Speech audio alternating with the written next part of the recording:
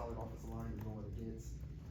How does the defensive line take away what it did versus Auburn and replicate it against this offensive line in Tuscaloosa? Great challenge ahead of us.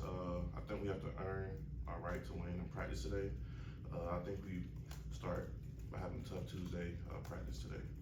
Hey, Johnny, did anything change for the defensive line, last week? Because coming into last week, coach was getting asked about, hey, how do you pick up the pressure on the quarterback? And then he just came in and said, hey, that's the best game the defensive line's played this year. Yeah, I think it was all about eliminate thinking and getting our pad level lower on our stunts and movements and just making us go.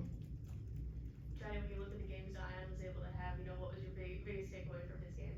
Zion's a tremendous player, and like I said, eliminate thinking for all of us just makes us play faster, and he did a tremendous job on Saturday.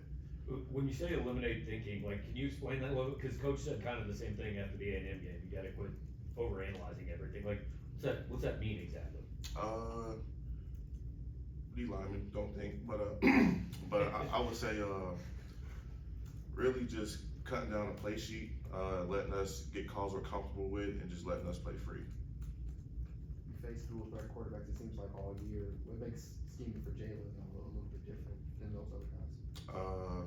Great player, tremendous player, twitchy athlete, dangerous with the ball in his hands. I feel like we have to approach him the same way we approach everyone else. I believe we had success in the past doing it, and we can replicate it again. Following up on that, when you have a QB who's got 11 rushing touchdowns and then the running backs they have, how much more important is gap discipline and pass rush integrity this week? It's important. One wrong pass rush or bad integrity, good touchdown. So we have to really tighten down on that. Johnny, I don't think you were on the field for it, but what do you remember about preparation for playing Alabama back in 2020 when it was Coach Drink's first game? I don't remember much. I was a freshman on scout team, man, so don't really remember much. I remember seeing the older guys preparing, but I didn't really remember much from it. Johnny, Coach talks about limiting the big play, and how do you do that from a defensive line perspective? And obviously, those big plays are happening in the secondary. You get pressure on the quarterback. I feel like having good pass rush integrity, lane integrity, I'm sorry, and just really locking down on our gaps. I feel like I limit explosive plays. Johnny, Corey was saying about the Texas A&M game that he felt a lot of guys were trying to make plays instead of playing within the defense. For you, who's been here for a while, how have you learned to remain within the defense even as where you are trying to make plays to get your team back in the game?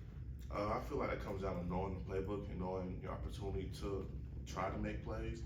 I feel like we try to play outside the defense, that's when gaps kind of open up and we get gashed. So I feel like knowing when is your play to make a play.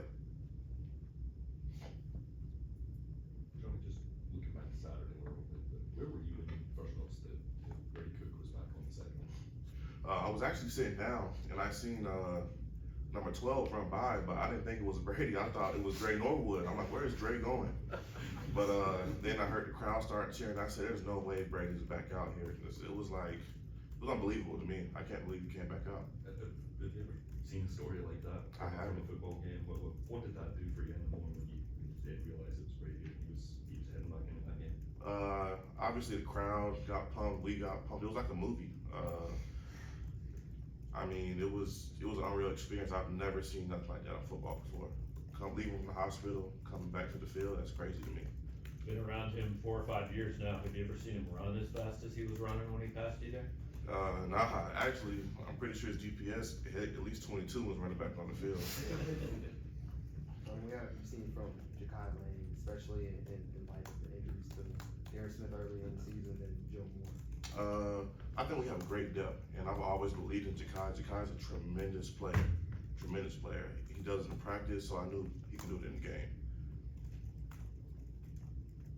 Anything else for Johnny? Thank you all. Appreciate y'all. Thanks, Johnny.